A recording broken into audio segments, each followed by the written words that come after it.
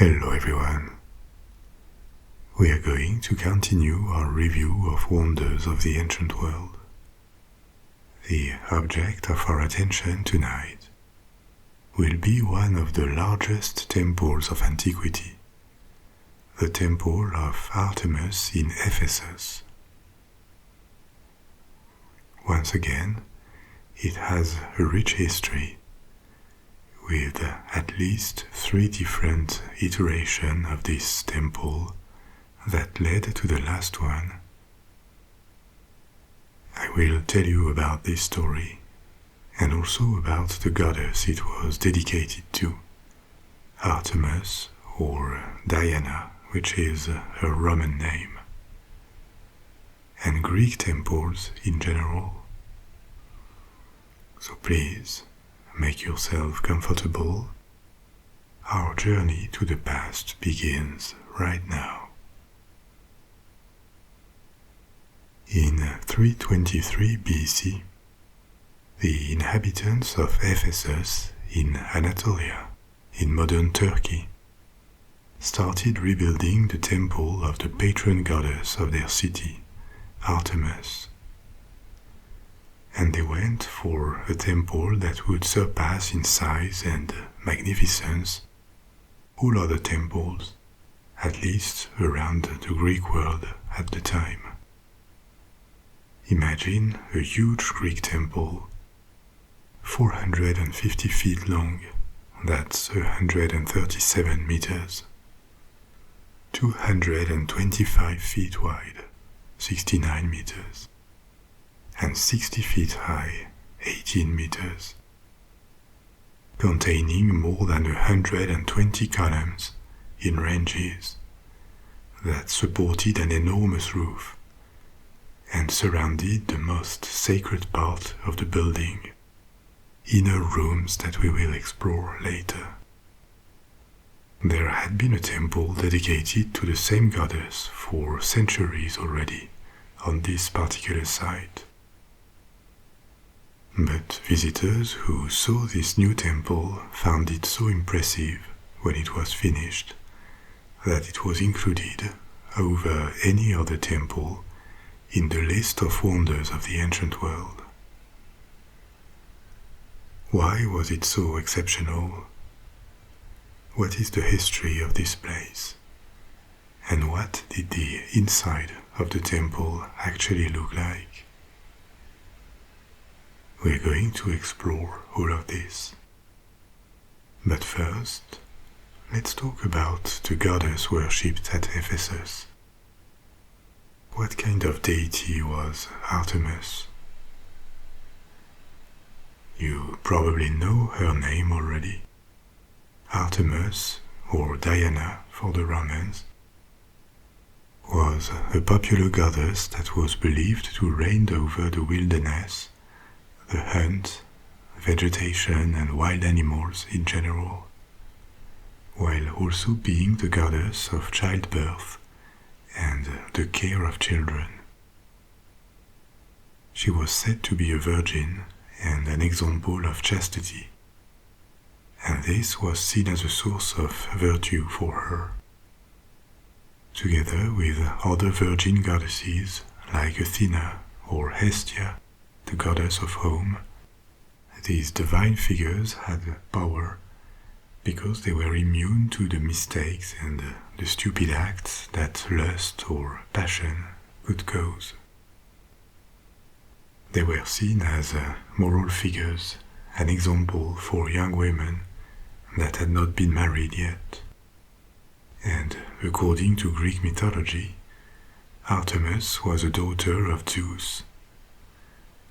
Together with a goddess called Leto, Zeus would have had 2 children, twins. A boy, Apollo, also a very popular cult, and a girl, Artemis. The Greek version of Artemis was widely worshipped across the Greek world. We know it from numerous references to her and the number of temples, of shrines or statues that were made of this goddess. Her popularity probably came from some of the aspects that were attached to this deity, such as childbirth, nature, or healing, especially the healing of young children and women. These made her a figure close to everyday preoccupations, and people, especially women, probably hoped to stay in her good graces. That's for the Greek Artemis. But the goddess Artemis that was worshipped at Ephesus was Greek only by association. Centuries, or maybe even thousands of years before Greek culture and Greek colonists arrived in Anatolia, a female deity had been worshipped in the region of Ephesus. And it was only later, by the end of the 2nd millennium BC or the beginning of the 1st, that this cult was absorbed or co-opted by the Greeks. This obviously influenced a lot the cult of the Lady of Ephesus, this Ephesian Artemis, but she also kept her particularities. What does it all mean, and what happened to this region and this sanctuary of Artemis over the centuries? Once again, to understand it, we need to go further back in time.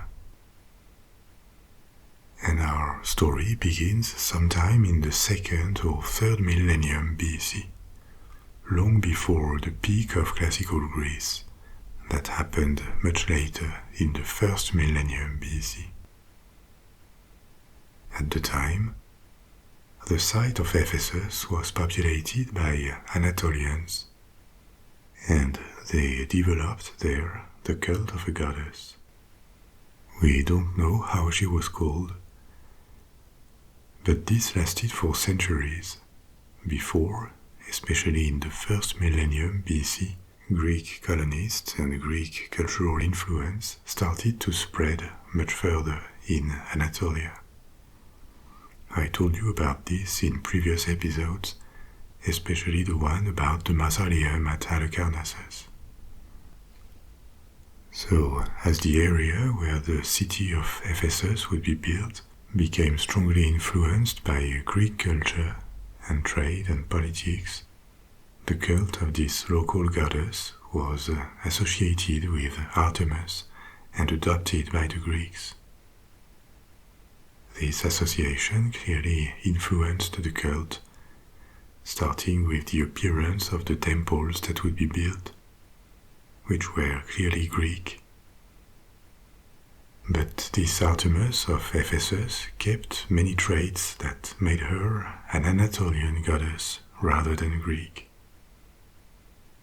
We see that in statues that represented her and remind more of Middle Eastern or Egyptian deities than Greek ones. Typically, her body and legs formed a kind of pillar. The statues are very symmetrical, and the upper part is covered in oval objects that were often believed to represent multiple breasts, a kind of symbol of fertility. That is a possible explanation, but modern scholarship tends to doubt these were breasts, because the placement on some statues would be awkward, and they seem to be more ornaments, possibly eggs or jewelry. Drop-shaped amber ornaments like these were found in Ephesus, and these elements would have been hung as presents on wooden statues of the goddess in ancient times, before becoming part of the traditional iconography of this goddess. We don't know much about the cult of this Lady of Ephesus, because she was absorbed for a large part by the association with Artemis, and all the records we have of this cult from the 1st millennium BC onward are Greek. the merger with the Greek Artemis also probably influenced the cult quite a lot. But the iconography remained different, and it is likely that this Ephesian Artemis was seen by the local population as having an extended field of influence. Fertility, protection, prosperity, these were certainly some of the expectations that justified this cult. What we have here at Ephesus, this association of a foreign goddess with one from the Greek pantheon, this is just one example of a common practice of the Greeks. They would often assimilate foreign gods as one of theirs, an Olympian god that could more or less look or feel similar, and this helped them understand or locate these foreign deities. The Egyptian Isis or the Mesopotamian Ishtar would also be occasionally associated with Greek goddesses, including Artemis. So the city of Ephesus no longer exists today, but its ruins are in Turkey, south of one of the largest cities of the country, Izmir. The region of Izmir and Ephesus was populated for thousands of years, but Ephesus itself was built in the 10th century BC, on the site of an old Anatolian capital called Apasa, and Ephesus was built by Greek colonists who had come from the other side of the Aegean Sea. The entire western coast of Anatolia was strongly influenced by Greece in the first millennium BC, but in particular the region of Ephesus that was very connected to Greece. A lot happened in a millennium, but overall Ephesus remained a relevant city, with periods of prosperity during which major monuments were built, including a large theater that could hold more than 20,000 spectators. But we saw that long before Greek colonists founded the city, there was this local cult, this Lady of Ephesus, that later became known as Artemis. In the sanctuary of Ephesus, the earliest trace that we have of a temple to this Ephesian Artemis is from the 8th century BC. And this first building was particularly interesting because it was probably one of the earliest Greek temples entirely surrounded by columns. It was a type of temple called peripteral. We all have in mind what a Greek temple looks like. A rectangular building surrounded with columns, with colonnades, columns that support a triangular roof. This architectural form did not appear from nowhere, obviously. Historians came to the conclusion that it evolved from domestic architecture in Greece and Crete, the Minoan civilization in Crete, and the Mycenaean civilization in Greece, which were precursors of the Greek civilization in the 2nd millennium BC. These celebrated rituals in houses and palaces, or outside. They did not build temples as far as we know. But their palaces, in particular the Mycenaean Megaron. The Megaron was a great hall in Mycenaean palaces. This inspired ulterior buildings. These halls had an antechamber, columns, and a rectangular shape, and we find these same elements in temples too. The earliest temples were probably built in perishable materials, such as wood, and we don't have much traces of them. But by the 9th to the 6th centuries BC, these peripteral buildings with colonnades all around, started to appear, and they multiplied. The one at Ephesus from the 8th century was one of the earliest known, probably the first one outside of Greece. And then between the 5th and the 3rd centuries BC, large temples multiplied, and plenty of different ground plans were developed. Externally, these Greek temples all look a bit the same, but the inside and the details were very varied, with different styles of columns, of ornaments, and huge differences in size too. With its 2nd and 3rd temples, as we will see, Ephesus participated in a race to build always bigger, and the 2nd and 3rd temples were huge indeed. Another point worth mentioning is that we have this image of uniformly white buildings when we think of Greek temples. But this is not how the ancient Greeks saw them, because the temples were painted in bright colors. The reds or the blues contrasted with the white of some of the building blocks, or parts in stucco that were painted white or left unpainted. The size and number of these temples by the mid-1st millennium BC reflected the prosperity of the Greek world at the time, because these buildings were funded by all sorts of people, of agents. It could be the administration of sanctuaries themselves, with the donations they received, or sovereigns, like kings and cities, but also wealthy private individuals. As Rome rose and Greek cities lost influence after the 3rd century BC, the constructions of new temples became rarer, and the age of the Greek temple ended. They were replaced by Roman temples, which look a lot alike.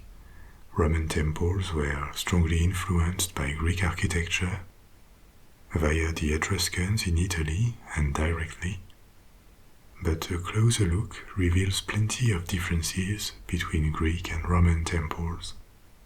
The columns, the proportions, the scale, the type of decoration, the ornamentation, and also more structural elements. We will go back to this in a future story. But the point is that by the 1st century BC, Roman temples had completely replaced Greek ones as Rome expanded its empire to the eastern Mediterranean. Now, returning to Ephesus and the 8th century BC, this first archaic Greek temple had its little legend.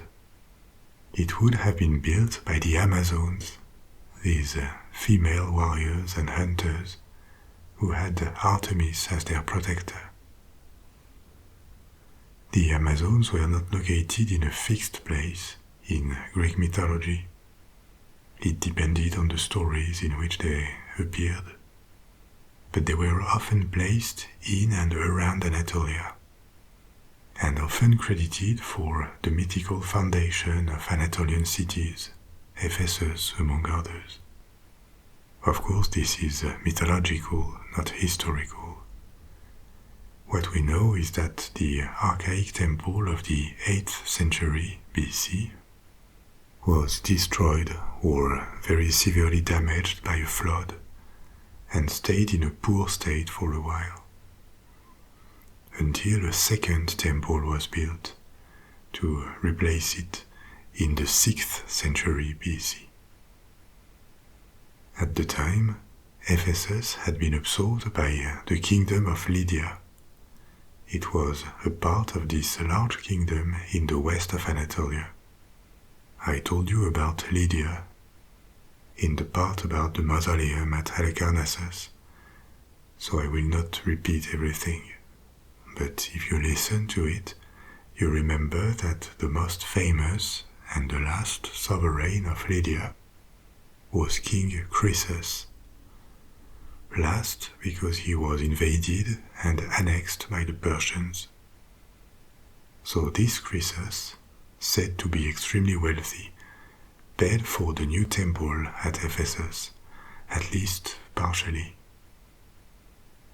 And thanks to the prosperity of the city and maybe the help of Croesus, this second Greek temple was much bigger.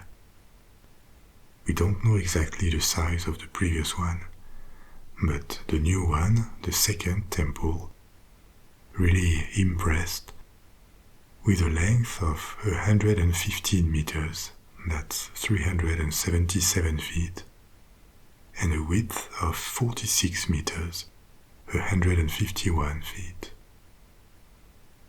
The temple could have been made of marble, the first such Greek temple, and the construction took several years. But while it was taking place, the Persians, the Achaemenid Empire, invaded Anatolia, including Ephesus, that became one more city of their empire. Croesus and the kingdom of Lydia disappeared, but life went on. The Persians typically left the elite in place and did not force anything on local populations that they conquered. People could keep their language, their rights, their gods, as long as the different provinces obeyed and paid their tribute to the Persian emperor. They would not get in trouble. And so, for the following 2 centuries, Ephesus kept prospering under Persian rule this time, as a cosmopolitan city with Greek, Anatolian and Persian influences. Except that in 356 BC, this magnificent temple burned down. Officially, the fire was started by an arsonist, a man called Herostratus, who would have done it for fame. How can a marble temple burn? Because the entire framing of the roof was still made of wood, and it could burn. But there is like a little conspiracy theory about this fire that has appeared in modern scholarship, and it sounds plausible.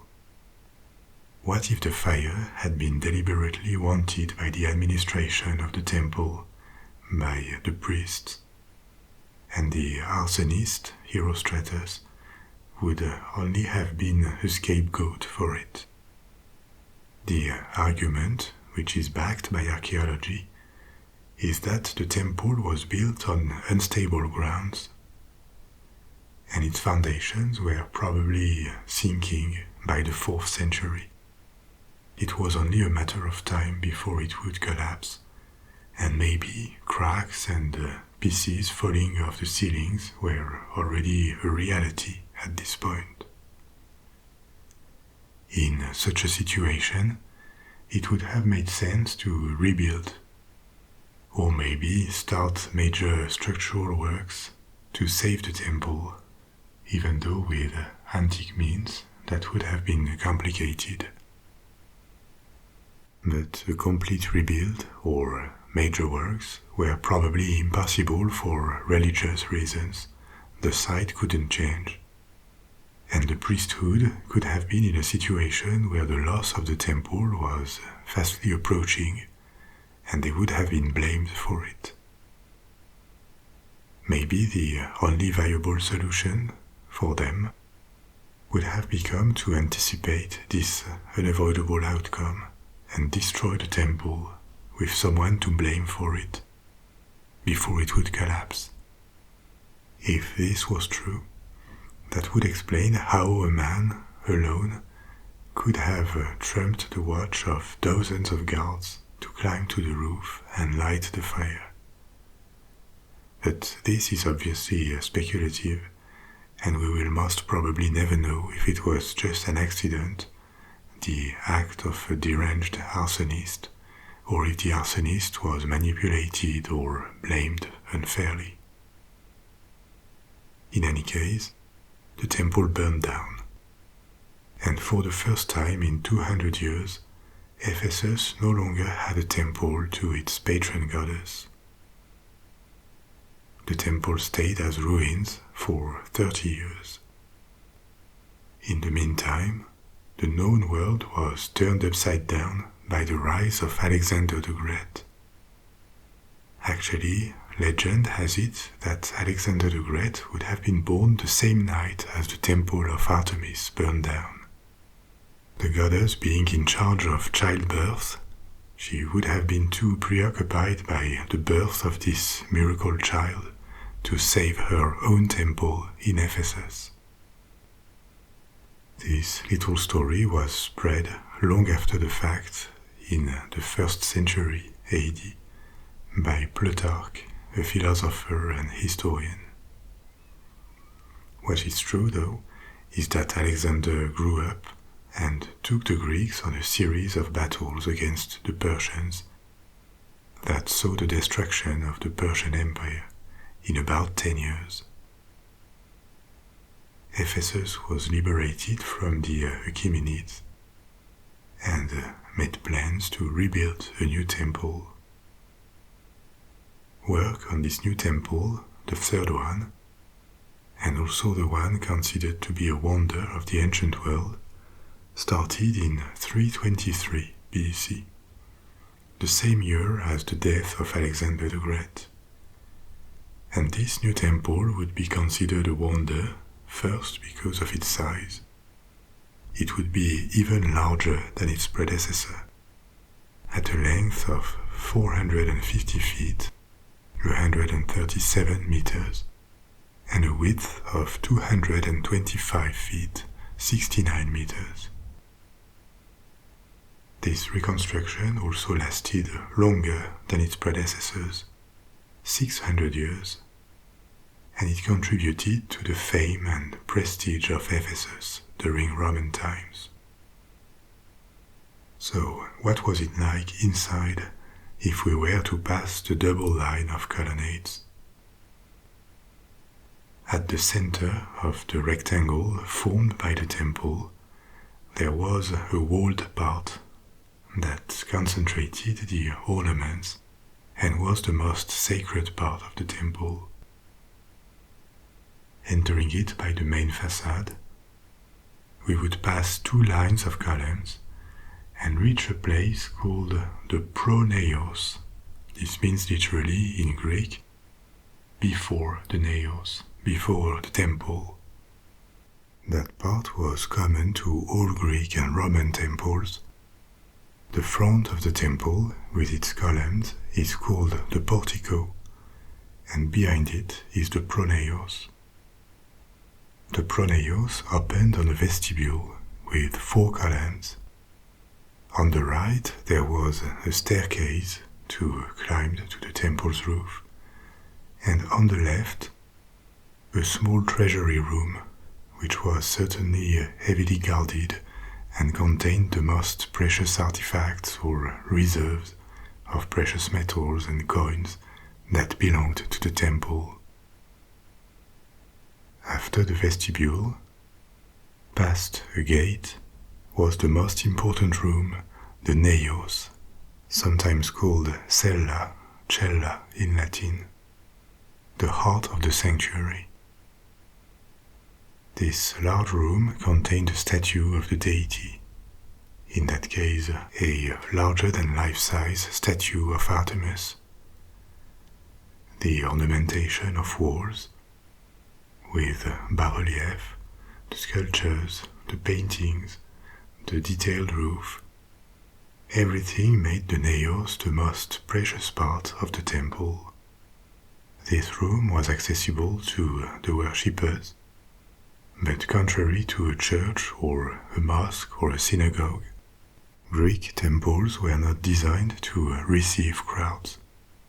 Ceremonies would take place outside, in front of the temple, in a space that was still a part of it. Temples were built on sacred grounds, with a wall or at least a form of separation somewhere that marked the division of space.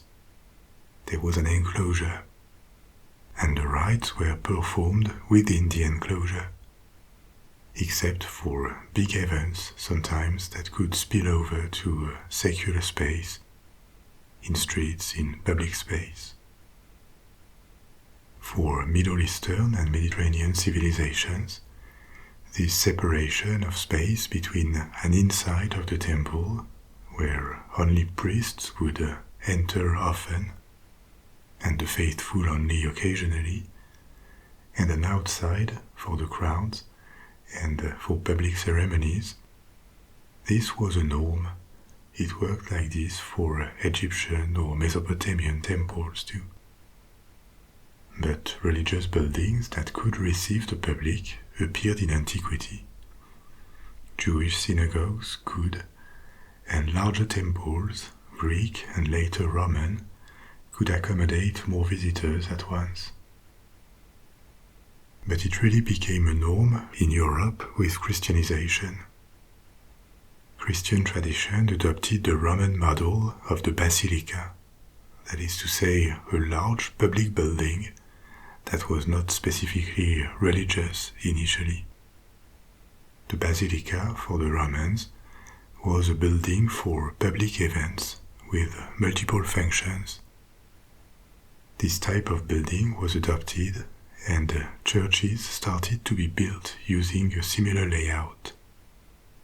By extension, the name Basilica was applied to Christian churches. In the east of the Roman Empire, which was more Greek culturally, there was a Greek equivalent, the Stoa, which had about the same function and was also a large covered walkway open to the public.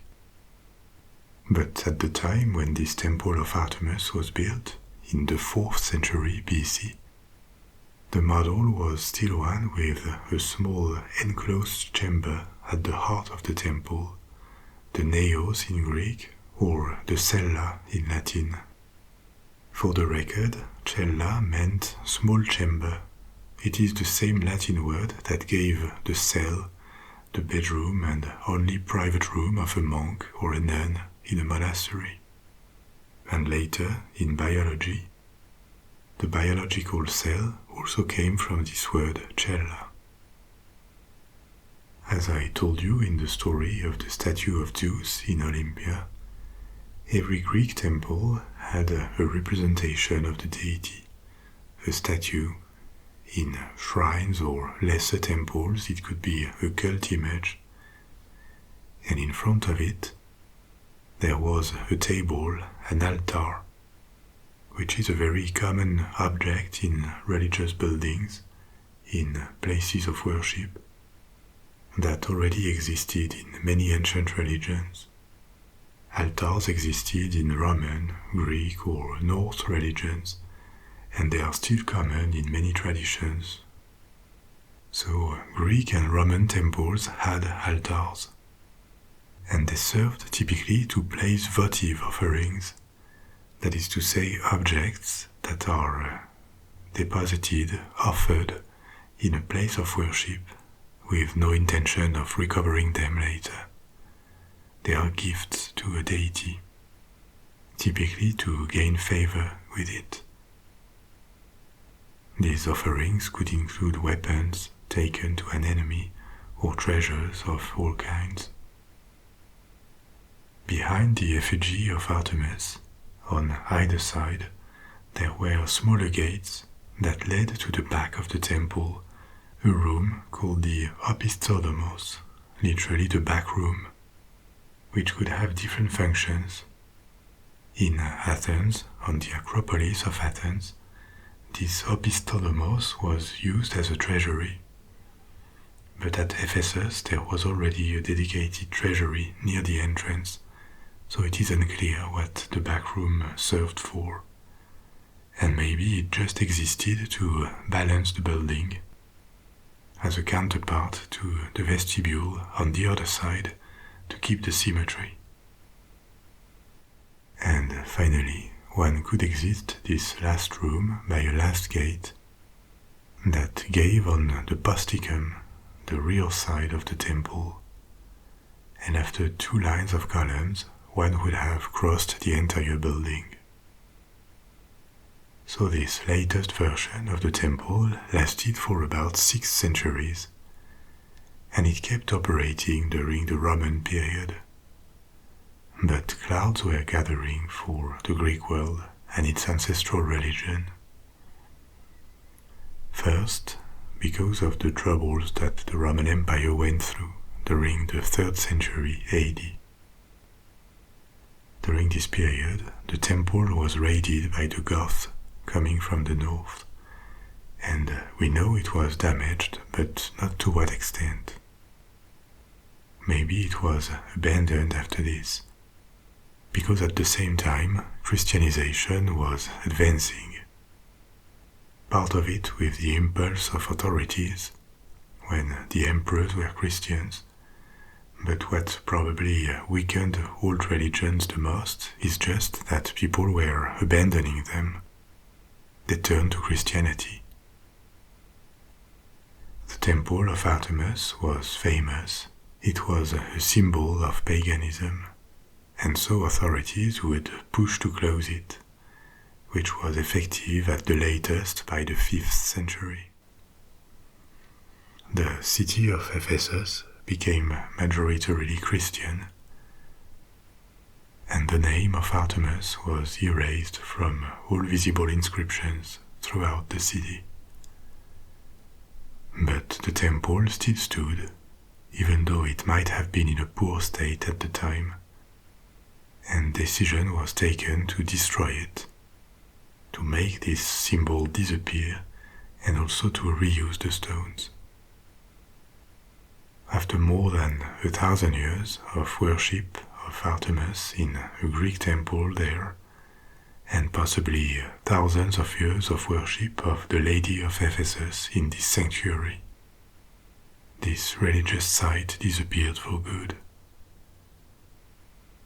The city of Ephesus itself went on, but the times of its antique prosperity had passed, and the city agonized for a very long time, before it was finally abandoned in the 15th century, as the old Byzantine Empire was also crumbling. We have reached the end of tonight's story. You can now let go and fall asleep. I'll be back soon with another one.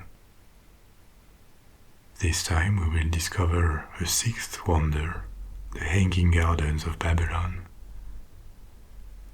In the meantime, sleep well. Sweet dreams.